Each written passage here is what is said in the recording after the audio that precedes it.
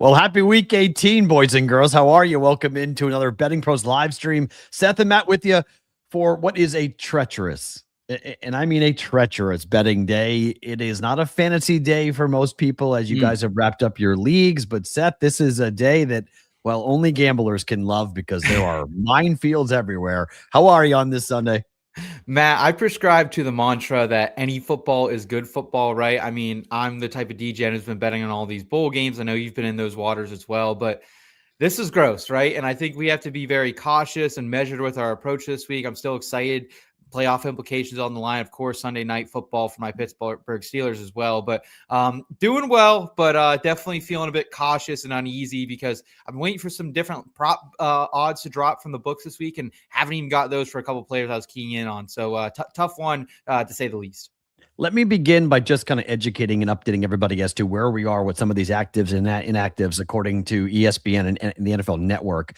So the Packers are not going to play Malik Willis today. He is out. Jordan Love is the backup today for the Packers. Phillip Rivers is not playing today. Instead, they're going to roll with Riley Leonard at the quarterback position. So Phillip Rivers is officially done again as a quarterback in the NFL. Drake London is active for the Falcons, which is a bit of a surprise. Nico Collins and Nick Chubb are out for the Texans. Aaron Jones is out for the Vikings. We believe that Mike Tomlin will be back next year, as could John Harbaugh. There was some thought that this could be the last game for John Harbaugh if the Ravens lose tonight in this de facto AFC North championship game between the Steelers and the Ravens. But it looks like Harbaugh could come back if he chose to do so. Tomlin would have the option of coming back or going to do TV. It looks like there's going to be a new head coach in Vegas. So the Raiders could have the number one pick in the draft, but will Pete Carroll play ball with that? Will he say, no, we're going to win today, and the Giants would need them to win today, and then the Giants would lose, and they would have the number one pick? It looks like Aaron Glenn is coming back as the head coach of the Jets, which is somewhat surprising, so I'm not sure how that factors into the Jets team, how they're going to like it today, but Jonathan Gannon also might be gone as well here as the head coach of the Cardinals. Let me just ask you this, Seth, in terms of all of the off the field stuff. How much does that factor into your handicap when there are narratives around a game that may impact what will happen on the field? It definitely does some, right? But there are the times, right? Like we saw last week, which really in my mind was the battle for the number one pick between the Vegas Raiders and of course the New York Giants. And like the Giants had plenty of motivation. Obviously the your Raiders were resting everybody, but then, so like it definitely is coming into play, but it's certainly something that I think, we've all seen these dead cat bounces, right? And even when teams like the Jets probably aren't thrilled that their head coach is coming back next year, they still have, pride to play for, right? I mean, no one's going to go out there. Assistant coaches are playing for jobs. Players are still playing for potential new contracts, new destinations next year. So people want to look good on tape, even if it is week 18. So here's what I want to do. Let's go through every game. We'll give you thoughts on them. If you guys want to bet it, there's a couple games that do have some serious playoff implications. There are obviously the AFC North game, Ravens and the Steelers, but let's start with the Saints and the Falcons. This is a game that I'm pretty heavily committed into, okay? And so let's just run with some of the numbers as to what's going on with New Orleans. The Saints have won 4 games in a row. They've covered in 5 games in a row. This is very unfamiliar territory here for the Saints. They're 8-8 against the spread this season. And everybody who's a Buccaneers fan, or somebody like me, who's holding a Buccaneers to win the South ticket, they are cheering hard for Tyler Shuck and this Saints team to go to Atlanta and beat Kirk Cousins. What do you make of this game? Because the number is quite interesting. There's been some late money that's come in here on Atlanta. We're at 4 or 3.5, depending on the book. Hard Rock Bet on my odds screen is at 2.5. That's way off market. I don't think that that's accurate. That number probably has been inflated back to 3 or 3.5. But what do you make of New Orleans and their chances to go in there? Because the Saints have been a team that's giving Kirk Cousins some trouble. He's 1-3 against them as the starting quarterback of the Falcons. Yeah, the one thing I am confident in this game is that Tyler Shuck's going to continue to do Tyler Shuck things, which is better than what we expected, right? I mean, I think we all coming into the season, Matt, I at least wrote this kid off a little bit. The fact that he couldn't beat Spencer Rattler out for, really half the season, but he's been sensational. Currently now the odds on favorite to win the NFL Rookie of the Year as well. So, you got to like what you're going to see from the Saints, right? At the same time, Chris Olave, his health, that being a concern. Do they move the ball as efficiently? Probably not. Bailey is going to see a lot more work. Expect some heavy dosages of Jawan Johnson. I thought we'd see a Taysom Hill week last week. We didn't, so I'm not sure what to expect there. As far as Atlanta, though, I'm expecting them to continue to put up points here as well, Matt. If the Saints defense, while it's been better as of late, still not a unit I'm scared of. And this is an Atlanta team that put 27 up last week against the Rams, 26, the week before against the Cardinals, and also 29 the week before against Tampa Bay. So, I actually think Vegas is a little bit sleeping on this total. If you want to hit the over of that 43.5, I don't hate that. As far as a side, I would still lean with the Saints ticket. I'm not laying a 4.5. If you want to tease that down to 2.5, maybe drink some juice on a money line parlay, I'm okay with that as well. So I've played the first half under in this game, under 22.5, and it has a lot to do with New Orleans and really their inability to start the game quickly. Sure. They are horrible against the spread in the first half. They are amazing in the second half against the spread. For whatever reason, it takes some time for this offense to get rolling. New Orleans this year only averaging 8.4 points per first half this season. And when you have a divisional matchup, they know what you're going to do. There tends to be some level of familiarity. And frankly, Atlanta is only averaging 12 points per game in the first half themselves offensively. So I think this Saints offense is going to get bogged down. I think this pass rush for the Falcons has played really well down the stretch. So I don't think we see points in the first half on either side. So I'm under 22.5 points in this game for the first half, but I am going to tease this game up to 9.5, and you can get now up to 10. If you take a 6-point teaser from +4, you can go up to 6 on this and say, okay, Atlanta very well might win this game, but by how many points? I don't think they win this game by double digits. I think they win the game by 7-8 points in some form or fashion. So I want to tease it up, and the Saints could pull a rabbit out of the hat here at some point. My largest preseason bet was on the Bucs to win the division.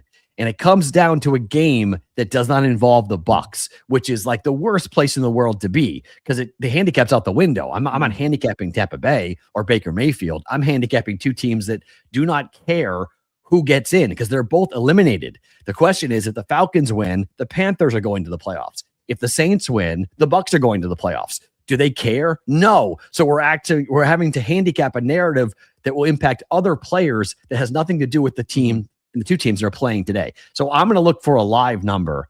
And if I could somehow get a lead for the Saints and get a plus, 3 or a 3.5 on Atlanta, I'll just go ahead and punt on the whole bet with Tampa. I'll lay what I laid preseason on the Bucs and then hope it's a 2 or a 1-point win here for Atlanta. And just kind of, sit back and go, for New Orleans, hope that we get a 1 or 2 point win for New Orleans. Falcons cover. And it happened yesterday for the Panthers game because I took the 3 points for the Panthers. They lost by 2. Yep. So it worked yesterday. I kind of threaded that needle yesterday. So now I'm going to try to do it again. So that's how I'm approaching this game. I have a lot riding or a lot invested in this game just because I do think you're going to see both teams try, even though they're eliminated. This might be one of the better games to watch. Well, it really will be. I mean, we're seeing it right now in the chat as well. Kirk Cousins, he's 3 touchdowns away from 300 career touchdowns. Talk about a guy who's kind of come on down late to stretch, right? He's not playing amazing football, but there's an argument to be made that he's playing better than Michael Penix did for a large portion of the season. And he's a guy who I think is still proving, hey, I'm someone who deserves to be a starter in 2026. Yeah, and here, good point. Cousins did wake up this morning a little bit under the weather, so they listed him with an illness today. So he is playing, but he may not be at 100% going into this game. But if you are someone that likes to bet incentives, the Cousins 3 touchdown passes from 300, that's a big number. Bijan Robinson is 55 yards away from 1,500. And he's not going to do it, but he needs 255 total yards from scrimmage to break Chris Johnson's single season record. Wow. Okay. Wow. So if you're going to, and Drake London, who is playing today, needs 159 yards receiving to get to 1,000 yards on the year. So these are all just contract incentives where guys have it in their contracts, where sometimes you could see extra money getting a 1,000-yard season. You make $250,000 or whatever it might be. So I don't think Bijan goes for 255, but him getting the rock for getting 55 yards is probably pretty likely for this to happen. Bengals at home against Shedeur Sanders and the Browns. I have no idea what to do with this game. This number is 9.5. We're seeing some real, the ceiling got hit from a total perspective. It was up to 47.5. And since we've seen a lot of money come in here on the under, kind of driving it back down to 46.5 or 46. But what do you make of Cleveland and Cincinnati? This is a game where both these teams are completely out of it, but there are big questions about both head coaches in this game. Yeah, like for me, originally when this opened up earlier this week, Matt, I thought, hey, do I go with the over here just because I know the total right now, it's a little deflated because of how the Browns played last week. That was against Pittsburgh, though. And like Pittsburgh didn't have DK Metcalf.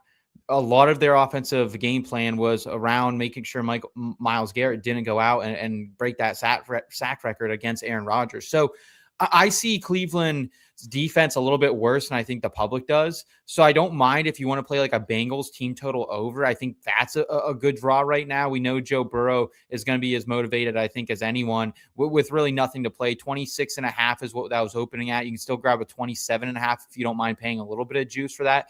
That would probably be my play if I have one at all in this game, Matt, because I do feel like it's a tough one to handicap, especially in Cincinnati. I'd feel a little bit better about laying the grabbing the Browns plus the points if it was in Cleveland. So for me, it's like take that team total over on the Bengals. I expect them to score, but outside of that, I don't know what we're going to get from Cleveland. No Harold Fannin Jr. I think that hurts their overall offense. Of course, no Quinshaw Judkins again in that backfield. Kind of a bit of a mess. Dylan Sampson splitting time back there with Raheem Rocket Sanders as well. Myles Garrett is a half a sack away from tying the single season sack record. He needs a whole sack to get the record. So I would pretty much, the books aren't going to give you, if they do give it to you, it's going to be ridiculously juiced for one sack, but maybe 2.5. Maybe he wants to put that record up on a shelf to try to make someone go up and get it and say, well, it won't get beaten for a while. So Myles Garrett, I saw someone in the chat, I think Addison said Myles Garrett sack parlay. Yes. Put it into a parlay if you want, but you also, I think you could ladder it as well. If you have a book that will let you do that, 1, 2, 3, 4 sacks, depending on what Myles Garrett does today for the Browns, you would assume that they're going to get him going in a blitz, structure for him to get this number pretty easily. The Green Bay Packers, like we mentioned, it's Clayton Tune starting against Max Brosmer, the wonderful Week 18 quarterback matchup that we all dreamt of here between these two teams. Green Bay will play Chicago in the playoffs. If Chicago wins or Philadelphia loses, they'll play Philadelphia in the playoffs. If the Eagles win and the Bears lose, they are locked into the 7 seed. However, there really isn't much going into this game for either Green Bay or Minnesota. The number is all the way up to 12 or 13, 12.5 or 13 with a total of 37 to give you an idea what the books think. The Vikings will play. They may win. They may not. I want nothing to do with this game, Seth. How about you?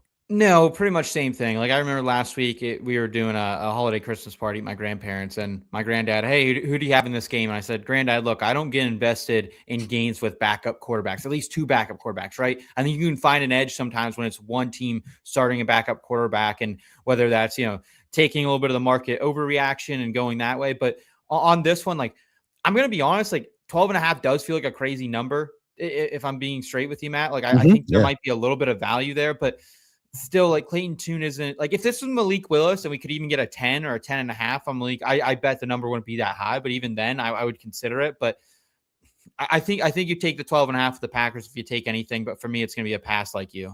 Yeah. I'm looking at, if you're going to talk about these teams that are out of it playing at home, I mean, Max Brosmer is trying to play for a job. So maybe he goes out and plays a little bit harder.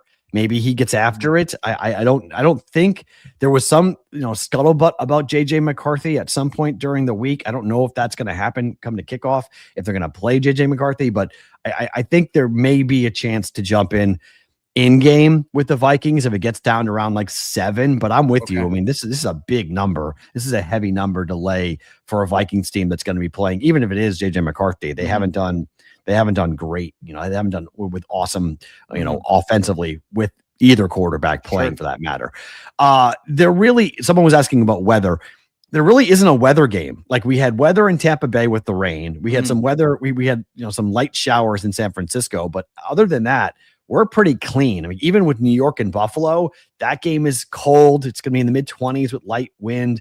Baltimore and Pittsburgh, it's 20 degrees. Right. The Patriots, it's freezing cold in New England. I mean, it sucks up here, but it's not bad. I mean, it's not like it's going to be a bad weather day. So I don't think there's much weather to worry about. Same thing in New York, where I have gone and taken the first half over for the Cowboys and the Giants. This is a 15-1 number. Okay. So just keep betting the streak here. I bet over 24.5 points for the Cowboys and the Giants. First half over. It's going to be Dak. It's going to be Jackson Dart. I think we're going to get offense here. We have two crap defenses. I think we see offense early and offer, a lot here. Okay. Report says McCarthy is starting. Thank you, Sal. So it is JJ McCarthy. So he is in the game. So even more so why that number is exploding up to 12, 13, but I would still, that's too heavy. I wouldn't play it, but I would wait for an in-game bet number to bet that on. If you want to take the Vikings, just kind of wait and see if there's a better number in game.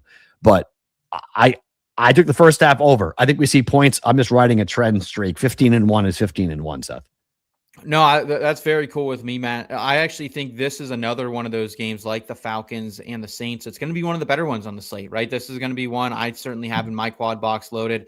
I was initially also thinking I was expecting points this week on this game. I flirted with that Dallas team total over for a while. Yeah. I ended up actually just teasing this down to -2.5 for the Cowboys. I got this at -130 this morning. Like for me, the Giants just got up last week, but that was like playing the Raiders, right? Everyone's going to play the Raiders tough, especially with the Raiders sitting everyone like they did last week. And like for me, they have failed the Giants to cover this number of 2.5 in 8 straight games, right? And we also saw a few different games like that Minnesota game where if Jackson Dart gets down early, they're going to go ahead and send the house at him. They're going to pressure. It's going to be obvious passing down situations. And with how bad and how decrepit that line is right now for the Giants, I think Dallas is going to be able to get after him. And like for me, like while Dallas hasn't been great lately, Matt, they've still covered this 2.5 number, not the 3.5, but the 2.5 in 4 or 5 divisional games this year. They've also covered this number in 13 straight games against the Giants going all the way back to 2019. And like,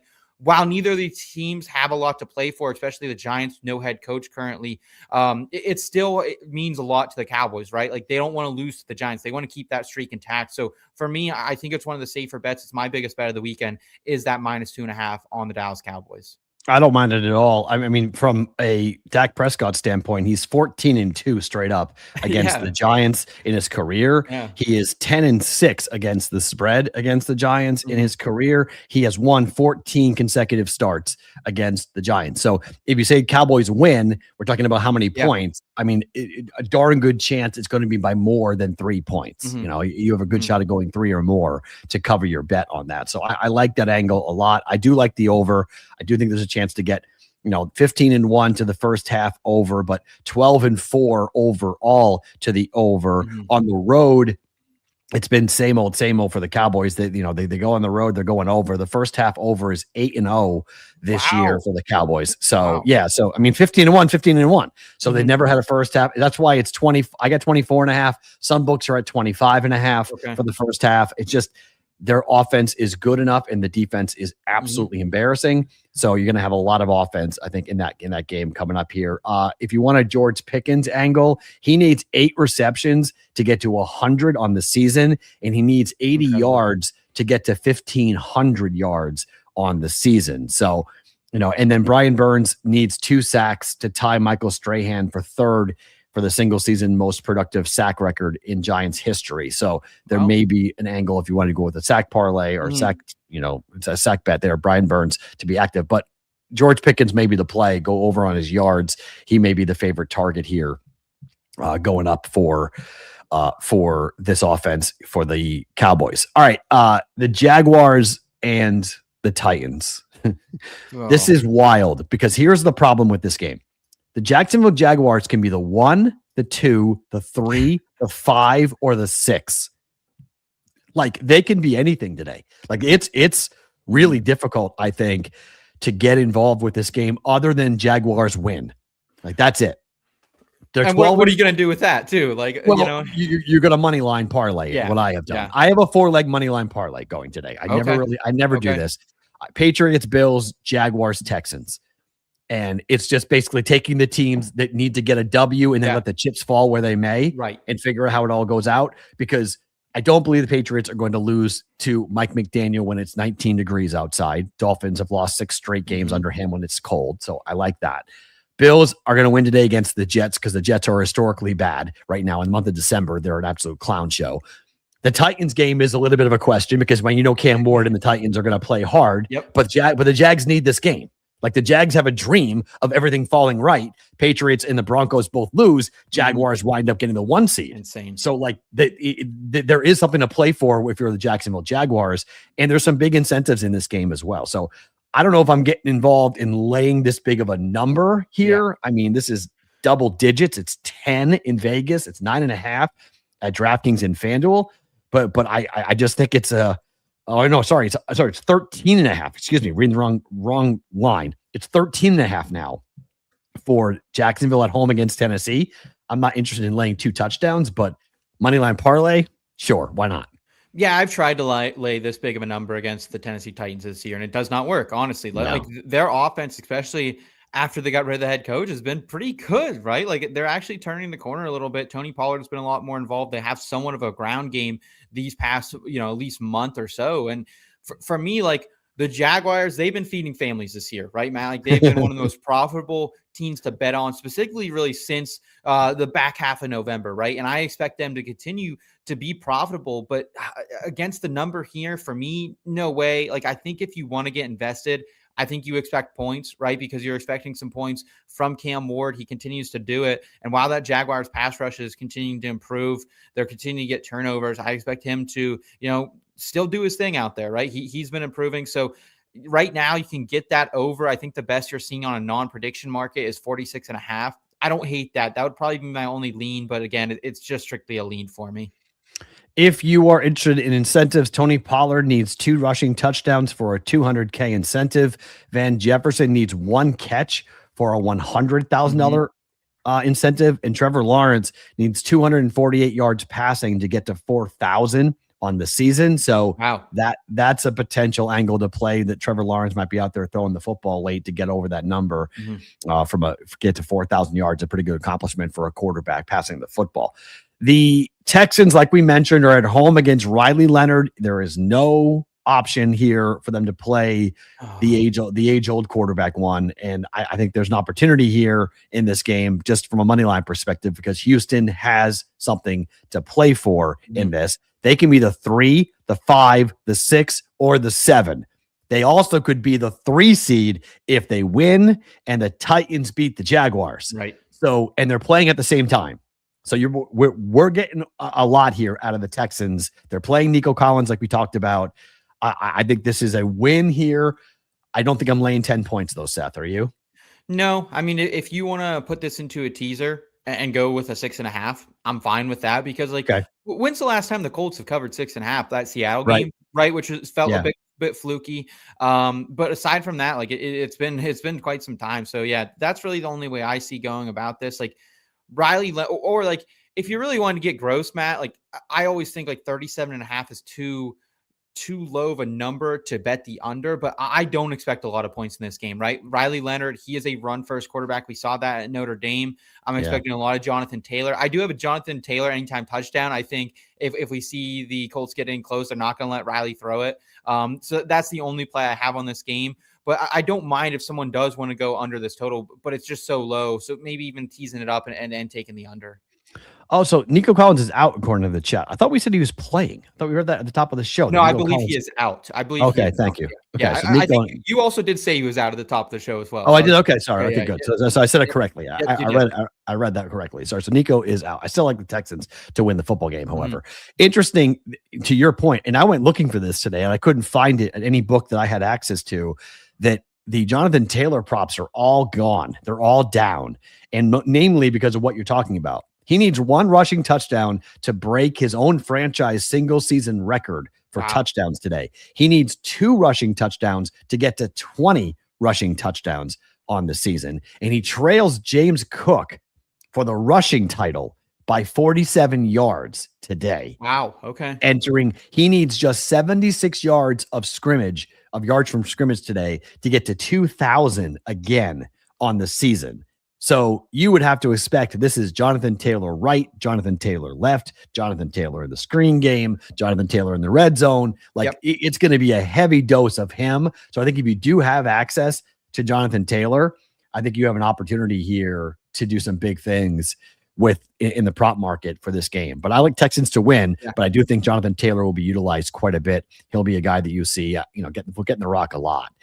All right, we got a bunch more to get to. These games have been all over the place. But let's remind you about where we are here with our friends at Hard Rock Bet. They are the presenting sponsor of our live streams every Sunday. They are Florida's teams, Jaguars and the Bucks, but they're also the sponsor of the Heat, the Magic, and the Panthers. It is Week 18. We got playoff spots on the line. You guys can build same-game parlays at Hard Rock Bet. You also can get into the NBA or college basketball, and they always have your live in-game betting available. If you ever get there too late, you can jump in-game. They have the offer, which is a $5 bet for your first wager. You get the winnings if it cashes, but they'll also double down and give you $150 in bonus bets if that bet hits. Hard Rock Bet is the only legal sports book in Florida, but it's also live in Arizona, Ohio, New Jersey, Indiana, Tennessee, Virginia, Illinois, Colorado, and Michigan. Hard Rock Bet offers new promos every day, so download the Hard Rock Bet app and make your first deposit today. Let's continue going through this, and it's the Jets and it's the Bills. Buffalo can be the 5, 6, or 7 seed, depending on how things play out, but the Bills have been totally dominant against these Jets. They've won 5 straight games outright at home here, 4-1 ATS in their last 5 games. But if you're Josh Allen and you see the New York Jets, you're a happy man. You know how you can go ahead and dominate against the Jets. But in the month of December, this is amazing. The Jets have been outscored by 107 points in the month of December. That is the single worst point differential for any team in NFL history. The 1960 Bears and the 1990 Patriots, 104 by the Patriots, 106 for the Bears. So if they lose this game, they will have the single worst point differential in the month of December in the history of the NFL. When you're supposed to be playing your best football, this has been a historically bad year for the New York Jets. They've lost 4 games now by 21 points or more. If they lose again by 21 or more today, they would be the first team in the Super Bowl era to ever have 5 losses in a single season by 21 points or more. The Jets are a clown show, and yet they're going to bring back Aaron Glenn. I normally don't recommend this, and I'm not betting it, but if you want to bet the Bills today and you want to lay this type of number, 11.5 or 12, I think it's the right play. I think the Bills could win this game by 30. This could be really ugly. I'm on board with it, right? I mean, this is the one game that I think with all these big numbers, I am more interested in, Matt. I'm still reeling because I've been trying to get invested with some running back props on Ty Johnson just because I'm okay, well, the Bills aren't going to run James Cook out there for the whole entirety of this, right? And I think the books knew that I was coming for him. I think they knew all we were snaking him out. So I could find an anytime touchdown. I couldn't find a rushing or receiving prop on him because he has some heavy incentives as well that he needs to. And he's a fan favorite in Buffalo, right? So they're going to give him the rock a decent amount in this game. And you look at historically bad defenses. I don't know if it's any worse than the Jets, which is just I don't know, Matt, if you saw that, and I don't even know if it was real. It could have just been some Twitter fake news going around. But if you bet every under on the interceptions for opposing quarterbacks against the Jets, and you had $100 and you started just continuing to roll that profit in every single week, you'd be a millionaire by this point. That is how bad this Jets defense is. And at the same time, they're not even terrible against the quarterback, dude. They are so bad against the running back. It's absurd. The amount of touchdowns this team has allowed to opposing running backs, it got a little bit better a couple weeks ago because the Saints didn't score any touchdowns. Taysom Hill had a couple, and he's not technically a running back. But overall, right now, the Jets have allowed just an incredible amount of touchdowns to opposing running backs. So I just I'm full blown on Buffalo. Any way I can get the Bills, any way I can get invested in this team, I'm willing to do it, even if it's not going to be the Josh Allen show for the entire game. So 16 straight games, NFL record without an interception for the Jets. The most consecutive games without a defensive interception since 1950. It was the 49ers of 24-25 who had 14. Jeez. Jets now have 16. They have forced just 4 turnovers this year. That's the fewest in NFL history through 16 games by 3 turnovers. The next closest team in week 18 had 7 turnovers. And this was a defensive hire. They hired Aaron Glenn to come in and coach the defense. And yet this is a historically bad defense on a variety of ways for the Jets. It's been a complete joke year one under Aaron Glenn. If you are looking at some James Cook incentives, he needs 103 yards from scrimmage to get to 2,000 on the year. So rushing and receiving, maybe you can look at that for James Cook today. But like your point, they get up big. Maybe James Cook doesn't play much. He comes out of the game. He's another one that there's no lines out for James Cook right now. Yeah. So, I mean, you can bet an anytime touchdown. That's about all you can get on him. So that's where I mean, Matt, you're more into the background of the legality of things, but that's where I just take such issues with these week 18 games are hard enough to bet. And when you find an angle like this, it's really frustrating not to have that. You mentioned this, Seth. They know you're coming. The books know what you're going to do. I know. Their idea is to play defense, right? I mean, they don't want to lose. They don't want to lose to you. So they know if you have an angle, if you have the best option, right? The one angle the books have is the books can just simply not put a market up. They're supposed to, but they get to dictate what they want to market up, or yes or no. So it's a frustration. It's the same problem I have when it comes to teasers. When I started gambling, teasers were either even money or minus 110. Now they're minus 135 for a 6.2 leg teaser. What are we doing? We're just raising the juice up, and up. And eventually, if you lose one, you go 1-1 on your teasers. It used to be no harm, no foul. Well, now you're getting hammered. You go 1-1 on your teasers and you're down for the day big. So it sucks. So I'm with you. I mean, there's all sorts of different things that are going on in the betting space that eventually people are going to catch up with. And it's up to the public, it's up to the market, essentially, to dictate what will be allowed and what will not be allowed. Because if a book, say some book is offering a James Cook option for you right now, if that book takes all the action goes over there because the public is aware of it, well, that's a good thing. So hopefully, eventually, the marketplace will dictate more of this and give us more situations. Lions and the Bears, my gosh, the Cowboys, the Bears could be the 2 or the 3. If Chicago wins and Philly loses, they're the 2 seed. If Chicago loses and Philly wins, they're the 3 seed. The Lions are out of it. I have no idea what to do with this game. This is a tough game to bet because which Lions team shows up today? The number's up to 4.5. This is another one I want no part of. I actually had a message come in earlier from a family member. They're in a pick'em league. They asked advice on this specific game. I said, I don't know which Lions team is going to show up. I really don't, because the Lions team that we've seen for the last 3 weeks has been pretty abysmal, right? I mean, yes, they could have got gypped at the end of that Steelers game. I can admit that. And the Rams game, they at least hung in there for a while. But what happened last week against Minnesota is kind of inexcusable for me. And it's good riddance. I don't want to bet you the rest of the season. I'm glad you're out of the playoffs. So I don't have to handicap any more of your games. Chicago, they're motivated, right? I thought the Eagles were going to be motivated too, but they're not, obviously. So, if you want to maybe do a money line parlay with the Chicago Bears, I'm fine with it. But for me, it's just a stay away because it is really hard for I think the Bears to come out here again. They've been cleaning up in the division, and I feel like at some point that has to maybe let up. Yeah. Caleb Williams needs 107 passing yards to break the single season record for the Bears for passing. Good for him, so man. I think he might get the record and they may yank him. I could see Ben Johnson. Yep. You play him, he throws 110 yards, get him out of the game. Go ahead. It doesn't matter. So you got to be real careful with what I think the game plan could be here for Chicago offensively if you want to back the Bears. Yep. The Chargers and the Broncos. This is wild because at one point in time, every Patriot fan was thinking, okay, come on, LA, go to Denver, beat the Broncos, Patriots get the 1 seed. And then, Jim Harbaugh decided to say, we're playing nobody. Yep. The starters are all done. We're not playing Herbert. We're not playing anybody. We are essentially punting on this game. We do not care about this game. And so here you go, Denver. You can have it. This number has climbed all the way to 14.5 without any resistance. Seth, what's the number? How many points do I got to give you to take the Chargers today? Man, a lot. Horrible offensive line, backup quarterback, best pass rush in the NFL at home. Well, not Enjoy. only not only is it a backup quarterback here, but it's also the fact that like this is a quarterback who has not played a lot of football, Matt. Like, Yeah. and the football he was playing when he was playing a lot of it was FCS caliber football. Yeah. Like Trey nothing to Lance is take. not. Yeah. Yeah, and do you want to know who the backup is that they just signed yesterday? Did you hear this news?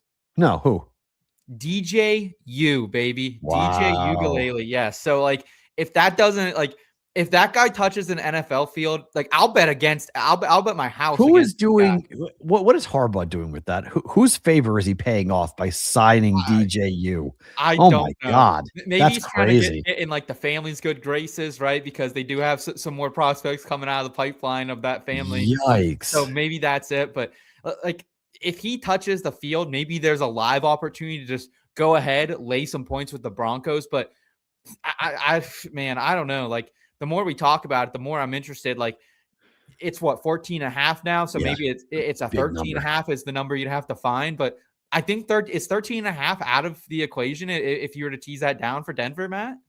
That's just, I don't know. I want Broncos in a money line parlay, probably the only thing I'd feel comfortable with. Okay. Everything else is, I think is a difficult angle, difficult. You're chasing points in my mind, Yeah. just because of what may happen late. I mean, Well, it's also not a lethal offense from Denver Yep. that you're like, you know what I mean? Like if this was like the Rams or even Seattle, I think in a better spot, I would consider doing it. But that back door is a little bit too open in my mind with 14 and a half. That just feels to be that's a frustration loss. Yeah. And, in a fourth quarter, you're going, what did I do? Why did I lay 14 points on week 18? Mm-hmm. Guys, you can track these bets and get line alerts straight to your phone by downloading the BettingPros app. With Sportsbook Sync, you can automatically track your bets across all major sportsbooks in one spot.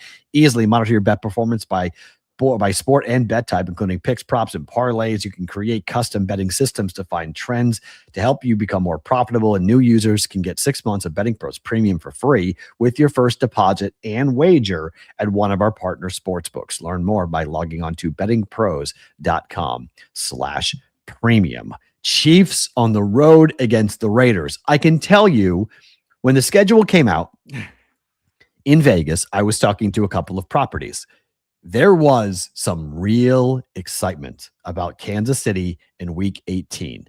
There was a thought that the Raiders were going to be somewhat competitive this year, and there was a chance that this could mean a playoff opportunity for Vegas and or Chiefs going for the 1 seed, Chiefs going for the division, that this game would carry a lot of gravity, and thus Chief fans would come out to Vegas because they do travel for big football games.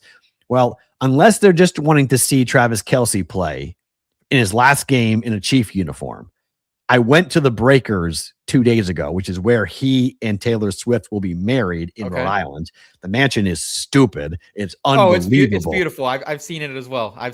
Watch Hill. Bonkers. Yes, it's bonkers. So seeing that going, okay, he's done. That solidified everything. When I found out like where the wedding is going to be, I was like, goodbye. This game is an absolute trap. Like if you're betting this game, you got bigger nuts than I do, because I want no part of this. The Chiefs are laying 4 on the road. No, thank you. I want no part of this game. Do you? No, if you want a part of this game, this is a throw it on the stones, throw the stones on the table type of game. Yeah. And I just don't have them, Matt. I really don't. Like the Raiders have inspired no confidence out of me. And, I got a, hat tip to you a little bit. You said coming into the year how bad this line was, specifically from a run blocking perspective. Yeah. I didn't believe you. I was way over invested in Ash Agenti in the futures market. I was way over invested in fantasy streets as well. So like, I have no confidence in them. Geno Smith, I mean, this guy, hold on. But to your point, though, to be what you thought going in, Ashton Genty only needs 112 yards to get to 1,000 rushing yards on the year. Yeah. So he's still going to be 1,000-yard rusher. Even after all, the expectation just was really high for him. Yeah. And the Raiders offensive line has been so decimated. It was bad going in, but the injury bug has been just horrific for the offensive line. And Carroll's kid is the one coaching the offensive line.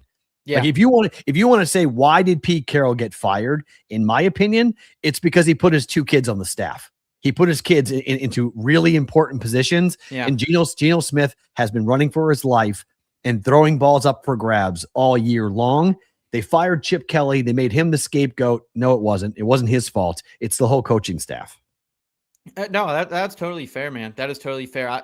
I went like the dumb. I thought it was a smart way of getting invested with Genty. I actually went 10 plus rushing touchdowns just because Oh, if you. I went 7.5. I went over 7.5. So Oh, if okay. I was with you, but I should have. If we bet 7, if we bet total touchdowns, we Yes. cashed that bet. Yes. Oh, yeah. It's the 5 receiving Yep. touchdowns that I didn't see coming for Nope. Genty. That was like, where did that go? Like that was nuts that he has 5 receiving touchdowns. Well, you look at all the seasons with Marshawn Lynch that Pete Carroll had. Every single one that guy had over 12 plus rushing touchdowns. You look at all the seasons when Chip Kelly was an offensive coordinator with the Bills or excuse me, the Eagles, and even his post time as an additional offensive coordinator. All those running backs had double-digit touchdowns. So that's kind of was the comp for me, and I also believed in Genty. But yeah, so no, like it's just a no from me. I think on this game, like if you want to get crazy and go with like get in the Travis Kelce market, have at it. I am with you. I do think it is probably his last game, but also like doesn't Travis Kelce and UMatt kind of seem like a guy who at least like I don't know if they do it as much in NFL, but like in NASCAR when you're retiring, you get a retirement tour, right? Like you go to every single track and they give you a salute. They announce your name over the speakers. You get a warm ovation from the crowd. I almost think Travis Kelce's a guy who wants that like victory lap retirement tour, if you would. So that's the only thing that keeps me away from it, other than you make the point of the breakers, $8,000 for a room on a normal night. So it's an uppity place. If Kelce does come back, I would be very surprised because it sounds like Mahomes is going to miss September. Mm-hmm. So he comes back. And then what's he coming back to? Why is he coming back? Like and the Chiefs have to want him back. His contract's up. That's the other thing. So too. It might be with somebody else, and I don't see him playing for anybody else besides Kansas City. So I think it could be a situation where he just is told, "Hey, you can keep playing, but you can't keep playing here." And then he says, "Okay, I'm walking away." Mm-hmm. So on that, to give you an idea where the Raiders are, they're playing Kenny Pickett today, who should not be on an NFL roster. So Kenny Pickett is god awful, and that's why the only bet is on Kansas City. But I don't like the Chiefs either. In this game at all. I mean, it's just not, it's not going to be pretty. Cardinals and the Rams. The Rams are one of the few playoff teams that have come out and said, we're playing everybody. Mm-hmm. They didn't play everybody the last 2 years. It didn't go very well. Although the loss last year to the Eagles, I don't believe it had anything to do with the Rams not playing their players in week 18, but they are playing their starters. And so, and thus the market is responding to this with the Rams and saying, okay, 14. They're at home. It's 2 touchdowns. You want to lay 2 touchdowns with the Cardinals? Because I don't. No, thank you. This is another one. Like I just have no interest in betting this big line, dude. Especially because like if anything, I would bet the Cardinals rather than the Rams at this number because I don't trust Sean McVay. I don't trust, like I see a lot of Blake Corum today.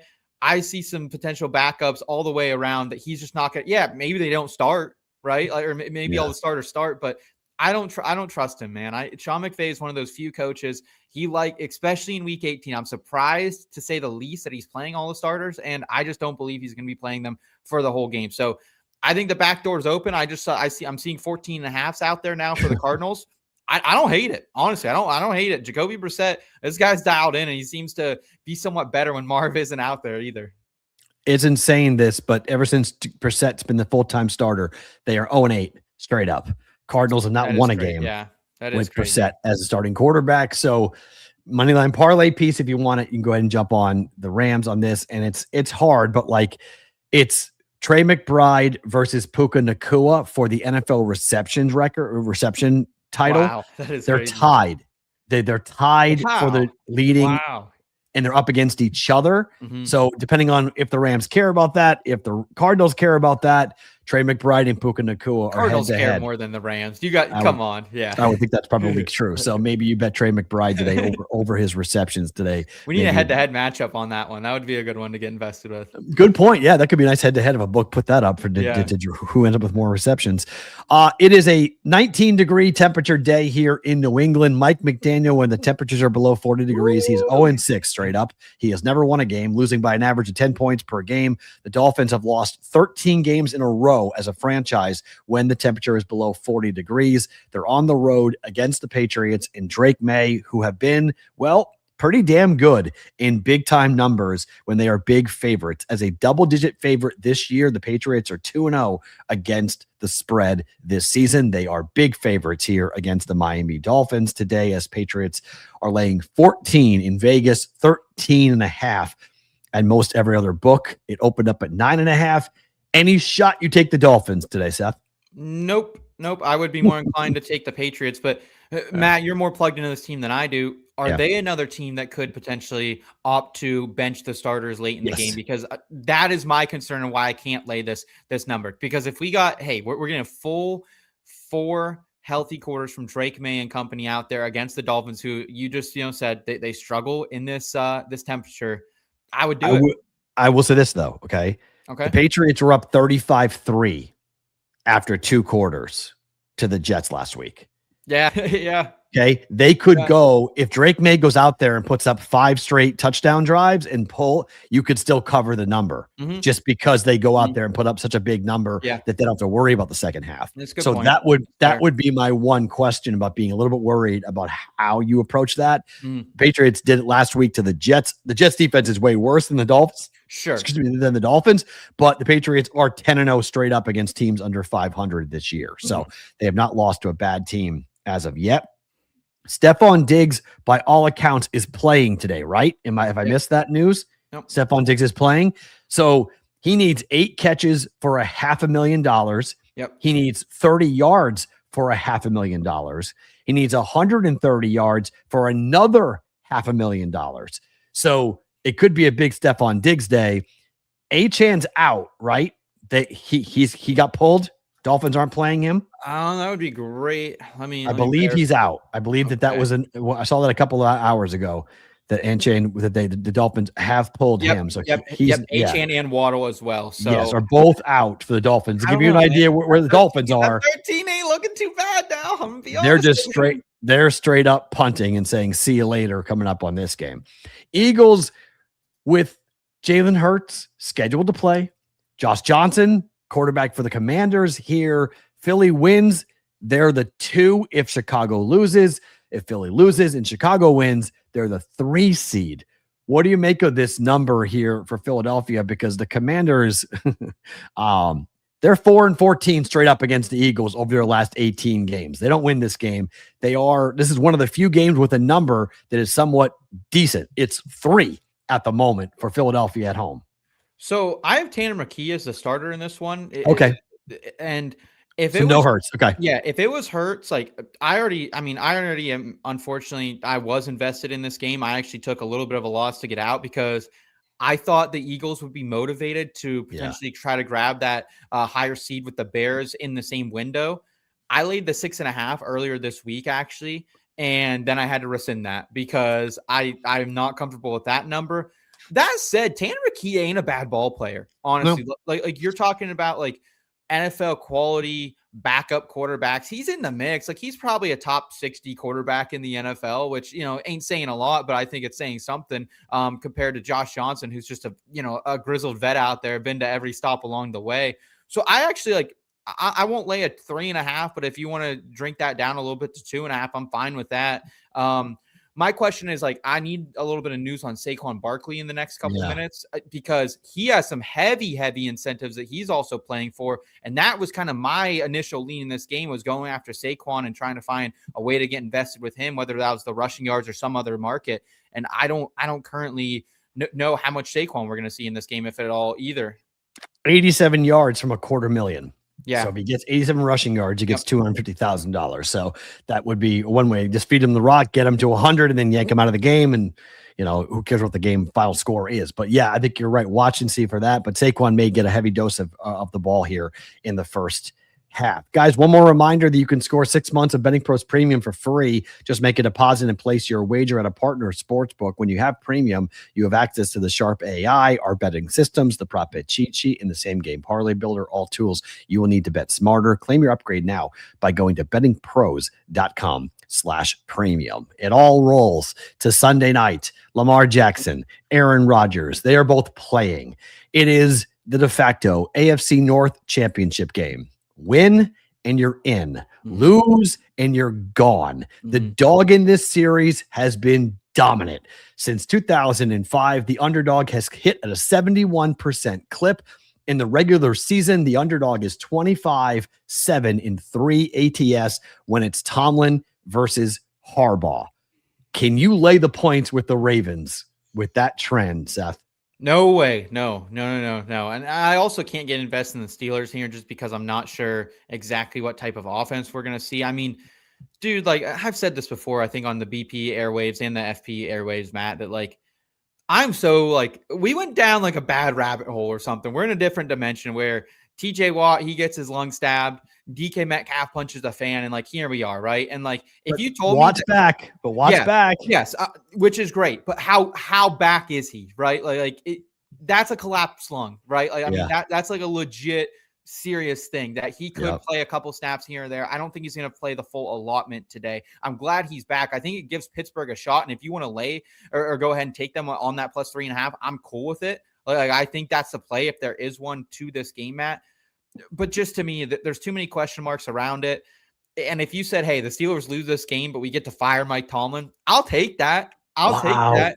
But why do you guys all hate Tomlin? I don't hate. I hate mediocrity. Steeler fan likes Mike Tomlin, and all he does is win. It's so crazy. Get to 9-7 and that's all he does. That line is so funny to me. All he does is win 9 games. Do you know how many franchises would be dreaming of only winning 9 games every year? I want every single year. We're going to get one sitting 15th in the draft. That's the issue. You guys roll out of bed and get to 9 wins, and everyone's like, he sucks. He's horrible. It's like, my goodness. Fine, but he's a great coach. He'll have a job in a second. He'll be hired in a millisecond. You guys fire him, he'll be picked up. Literally, you'll be a line of teams lining up to hire Mike Tomlin. We could have traded him last year and got picks from him and then signed Ben Johnson. That would have been a great play.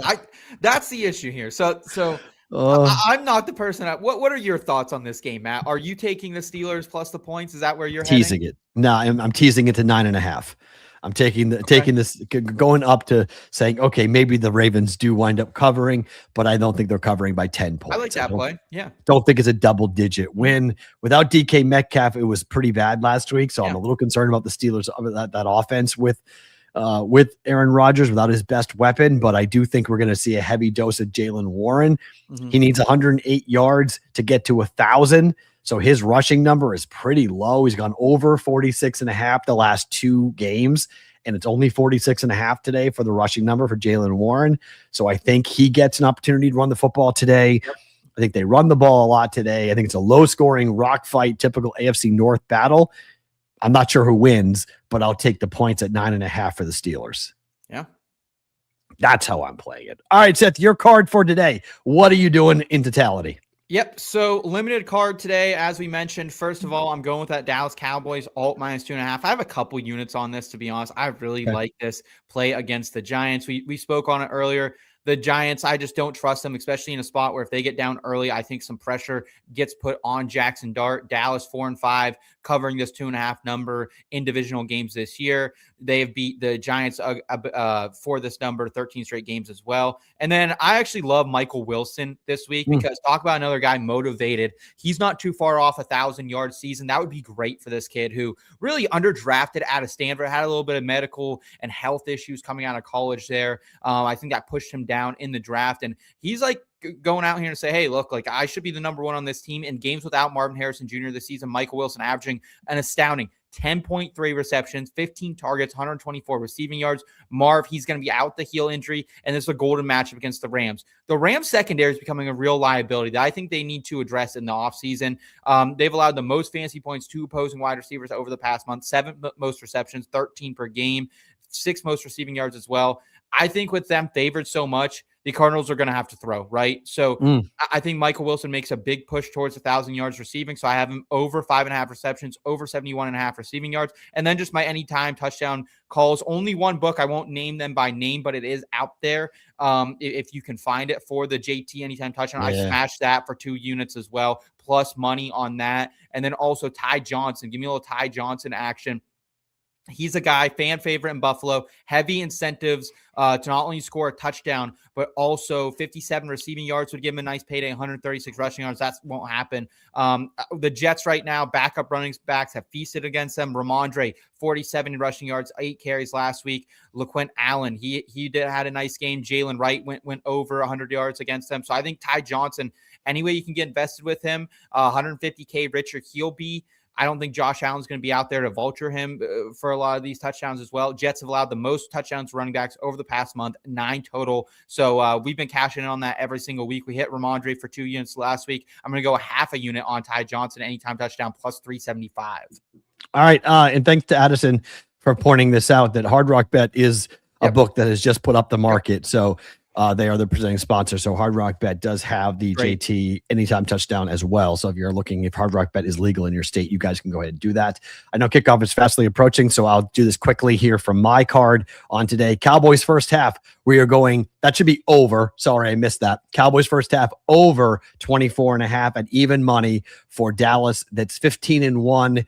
This season to a first half over. It's 8-0 on the road this year for the Cowboys against the Giants on the road. They do have Jackson Dart starting a quarterback for the Giants, and the Cowboys defense is pretty bad. The Saints is a first half under. That is correct. With this very slow starting, you could do first quarter Falcons and first half Falcons, ATS or money line. You can do that as well. I think that's got a very good chance. The Saints get off to very slow starts, but I do think in the second half, we're going to be able to come in with the Tampa Bay Bucks to win the South future. We're going to be able to take, hopefully, a Falcons money line in case they do in the fourth quarter rise up to win the game. But I do think the Saints have a big second half today up against Atlanta. I'm teasing it, like I mentioned, with the second half with the Saints, plus 9.5 on New Orleans for the game, and the Steelers on Sunday night at plus 9.5 up against the Ravens. The dog in the series has been dominant, but maybe the offense doesn't get it done for Pittsburgh overall. But I do think they keep the game close. Having TJ Watts back, even though he may not be that effective, out there for a couple of snaps is big for that defense. And then for props, Jaylen Warren over 46.5 rushing yards. He needs 108, like I mentioned, to get to 1,000. I think they feed the rock to him.